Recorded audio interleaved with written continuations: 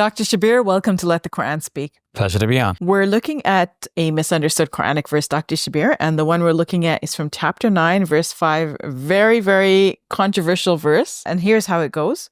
When the forbidden months have passed, kill the polytheists who are at war with you wherever you find them. Take them captive and besiege them, and lie in wait for them at every place of ambush. But if they repent and take to prayer regularly and pay the alms, then let them go their way. God is forgiving and merciful.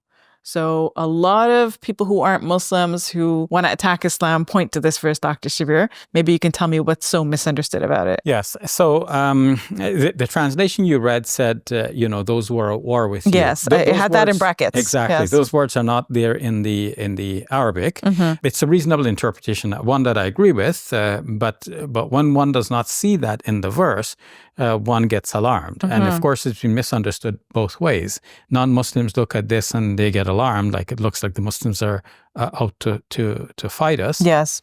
And even to kill us. The Muslim commentators have also misunderstood this in that they thought that this was a kind of an open declaration that cancels all of the verses that speak about living in peace and harmony with non-Muslims, especially with polytheists. So let's unpack this verse. Yeah, exactly. So Surah 9, verse number 5, it says, فَإِذَا انْسَلَخَ الْأَشْهُرُ الْحُرُمُ فَاقْتُلُوا الْمُشْرِكِينَ حَيْثُ وجدتموهم وخذوهم واحصروهم واقعدوا لهم كل مرصد فإن تابوا وأقاموا الصلاة وآتوا الزكاة فخلوا سبيلهم إن الله غفور رحيم.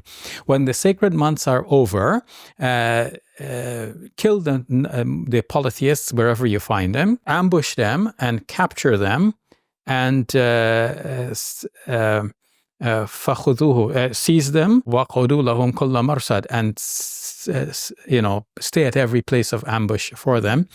But then, if in tabu wa aqamu salata wa atu zakat, but if they repent and establish the prayer and give charity, then leave them to their way. Certainly God is forgiving and merciful. How have classical Muslim commentators misunderstood this verse? So they said that this verse is an open declaration for Muslims to now go after the polytheists and to kill them wherever Muslims find them, to seize them. Just a general blanket statement? Just a blanket At any statement. time? At any time, wherever you happen to find them. So but Muslims were living amongst non-Muslims from the beginning of time. Yes. And there are many verses of the Quran that tell Muslims to live in peace with them and so on.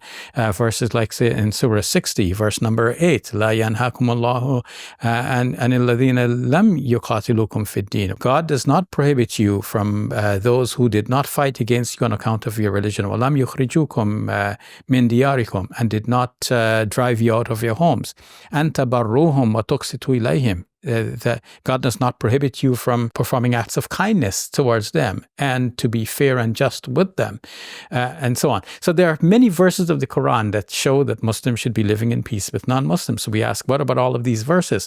So the classical commentators generally said, you know what, this Surah 9, verse number 5 abrogates all of those verses. They speak about what they call within the science or study of the Quran, ulum al-Quran, they call a subject matter an-nasikh wal mansukh, or naskh in short, the abrogation, where one verse abrogates another one. So God says one thing at one time, but then later on he says something different, and it's the different thing that is the governing rule forever. And the previous rule has gone to oblivion. Even though the verse may still be in the Quran saying that, but no, we should not follow that rule, follow the latest of the rules. It makes sense in a way, but to say that this one verse that calls for a violent act is going to subdue all of the verses that call for living peacefully, this is seen by most Muslims today as going overboard with that simple doctrine of abrogation. And so the doctrine should not entail all of this. In fact, when one looks at the verse within its context, one sees a it doesn't abrogate anything about living in peace. It's just talking about the war situation. And within the war situation, this is what you do. As the polytheists had been attacking the Muslims, and they're not ceasing to attack the Muslims, they're doing the same things. They're lying in wait for the Muslims. They are seizing the Muslims. They are killing the Muslims. So here, the Muslims are being told, okay, so when the sacred months are over, outside of the sacred months, first of all, then the polytheists were given 4 months of warning. From the time of the announcement, they have 4 months within which time they could cease their hostilities, they can clear the area, and they will be safe. But if they continue to attack Muslims outside of the 4 months, then the Muslims can have the opportunity now to retaliate by doing the same things. Now, the verse started out by saying, kill the polytheists wherever you find them. But actually, sometimes things are said in the Quran, but it doesn't have to be in that sequence.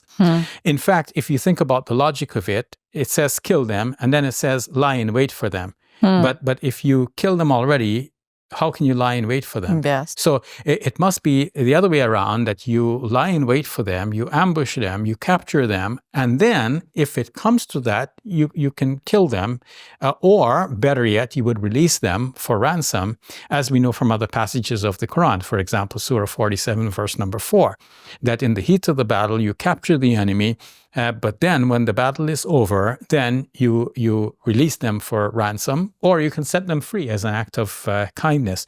So this verse is not really an open call for Muslims to kill all polytheists. It's only talking about those who had a treaty with the Muslims, and then they broke the treaty and they continue to attack the Muslims.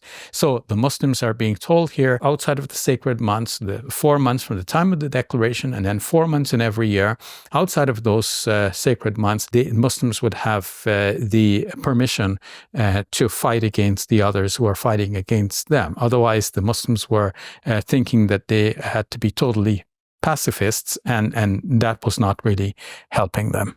So I guess this verse, it's important to read within the context of the other verses around it. Yes. And an important verse to deal with in this context would be in the same surah, verse number 29, which specifically talks about the people of the book. But we will have to deal with that later. I will just say here in brief that the people of the book, namely Jews and Christians in particular, are not included in those who are called polytheists in this verse. So that means this verse, should not be a reason for Jews or Christians to be afraid that Muslims are going to be coming after them, regardless of the interpretation, because this verse is about polytheists of Mecca, not about Jews and Christians, who are dealt with specifically in verse number 29 of this surah, which we'll have a chance to elaborate on later on. All right. Thank you for explaining that, Dr. Shabir. Actually, I was looking at our YouTube channel and saw that we had never actually discussed this verse. Oh, okay. So it's great that we did today. I'm glad we did. Thank you.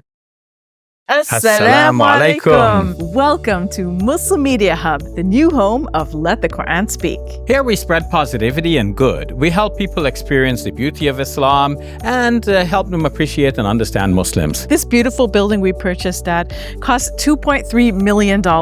Yeah, we've already raised a third of that money, and with your help, inshallah, we can pay off the rest. So we're looking for people who can give $1,000 each. If you can be part of the select group, that's amazing. Otherwise, just please give whatever you can. Every dollar counts. It's our collective responsibility to share the message of Islam with our fellow human beings. Please help us continue this good work. It's a sadaqah jariyah, something that will continue to be a benefit to the Muslim community long after Safiya and I are gone. Please support our work at muslimmediahub.com. Your support is zakat eligible and tax deductible. May Allah bless you and your loved ones today and always. Assalamu alaikum. Assalamu alaikum.